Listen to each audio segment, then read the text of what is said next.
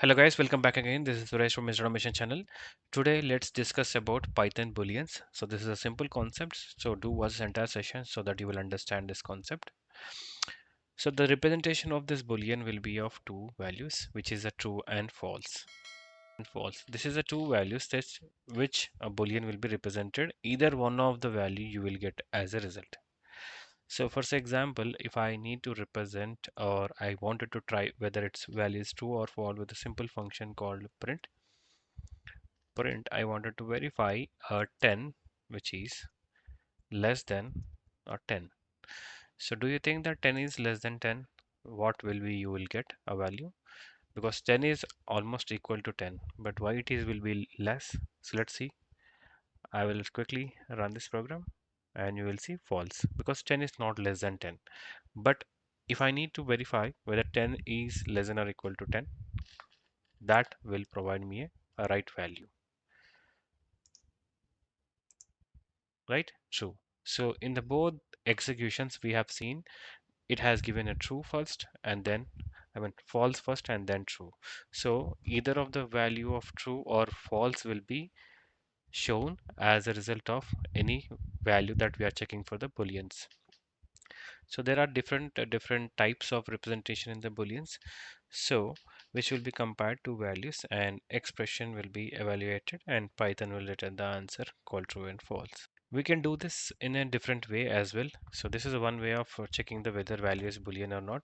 I can use some statement called a equals to 10 and b equals to 20 or 30, and if I say b is greater than a, then print something. So print, and in the else part, right? So this condition will verify whether the value that we are trying to check is greater than a, which is a b value.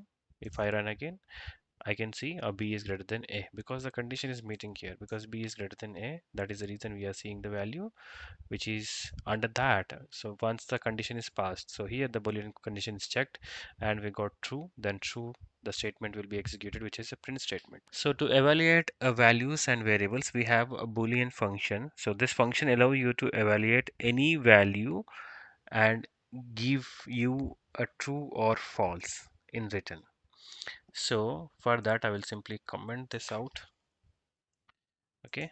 So the bool function will be like this. So print bool function. If I give empty bool function, it will treat as no value, then it will print as false. But if I give it true, it will, if I give something here, it will treat it as true. So first example, I just given a tree and run, it is true because this bool function will try to expect something over there. It may be string or it may be number which will be greater than 0.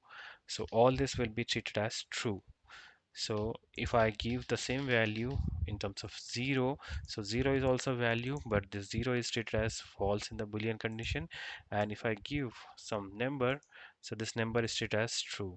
And this is not only a same case for only this one value, but any list, tuple, set, dictionary are treated as true except the empty ones. So if in case of this number, a letter, a character or a string, if you give this kind of list, tuple, set, dictionary, that will be treated as true. Empty will be treated as false.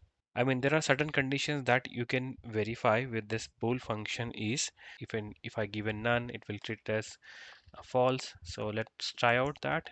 So I will give this empty, and if I copy this same function,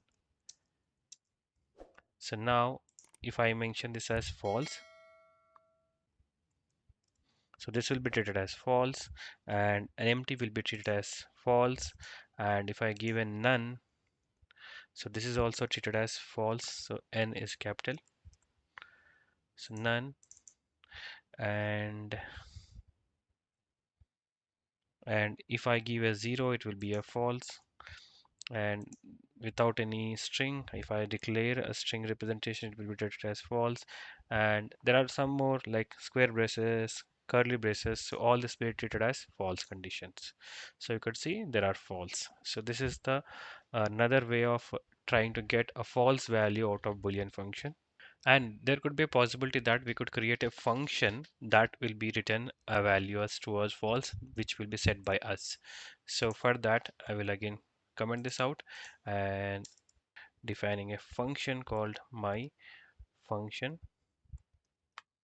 So this is a user defined function. So this I will be returning true. And in case if I call this function or print this function, I will always get a value as true, right? So I will simply run this and I will get it true. So this is a user defined set that we could use this kind of representation for Boolean functions. So Python also has many built-in functions that returns a Boolean value like instance of function, which can be used to determine if an object of a certain data type. Like if I take an example of integer like 200, let me comment this out. And if I comment this out and x equal to some 200, and if I need to see this is instance of x comma float, do you think that this is a float value or an int value?